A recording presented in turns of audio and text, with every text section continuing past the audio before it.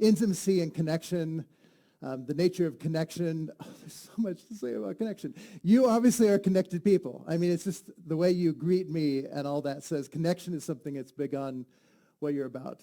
I want to suggest we live in a world that's very much into the individual. Individualism and internal, what's going on inside of me. And so part of what we want to get here is to say individualism is a myth. We are not individuals. We are persons in relationship. And if we could figure out what that looks like, we'd have the basis for figuring out what health looks like. Because we only have healthy relationships. We never have a healthy individual by themselves if their relationships aren't functioning. And where does that begin? The one that created them.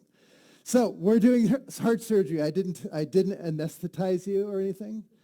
We're actually trying to make you come more fully alive, but we're doing heart surgery. Now, listen to this carefully. Ask not what's inside your heart, which is what we often are told to do. Even, invite Jesus into your heart. I'm not sure if kids ever figure that out. It just sits there and go, okay. But what your heart's inside of, or whose heart you're inside of. Can you see what we've done here? We've taken this internal sense of I need to be better, I need to do better, I need to get accepted by virtue of the life that I live, that somebody will see that what's going on inside of me is improving better.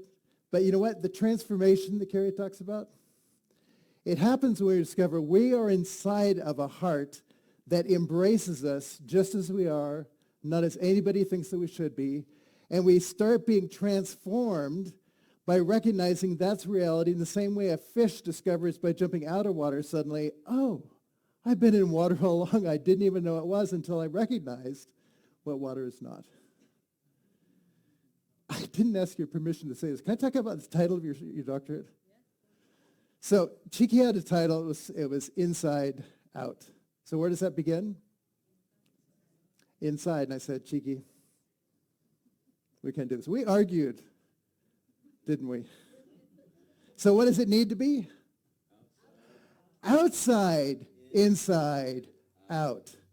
And so here we are. Now we're in the heart of the Father. Now we are embraced by the Son. Now the Spirit awakens us, having received that, to take all that has become real because of the outside, inside. And now we can be his body, his people, his embrace of the world. Never disconnected from the outside, but we're living in the fullness of what all of that dynamic looks like. Right?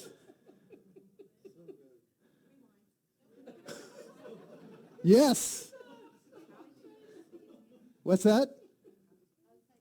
Outside of you. Where is the Father right now? He's all around us and inside us. But first of all, he is bigger than us. In him we move and breathe and have our very existence, right? So we are living right now, and we generally, because we live in a world where what we see is what we believe, we can't see the Father, so the Father easily goes somewhere away, and heaven is somewhere else, right? But then we stop and pray, Our Father who art in heaven, and we think, you, hey, way up there. It's like, no, heaven is like right here. Heaven is in your midst. We are in the midst of his presence and all that. And when we pray, we're actually acknowledging that, but with our hearts and our minds, we're not. Right? We're living in denial, thinking that he's far away. So we're inside this presence of this person. We're going to talk more about this tomorrow. And when we dwell inside of that, just like every one of you in this church, there is a warmness and a kindness because you dwell in this place. When you leave here, you are still living in the spirit of this place, not just the physical presence of this place. Do you get that? There's something bigger that you're dwelling in. And so it's not what's inside your heart, just what you take away inside you. It's the fact that you're dwelling in this place who is dwelling in the very heart of the Father that allows you to be transformed outside, inside, and go out, not leaving this place or the people, the spirit of this place, but it goes with you.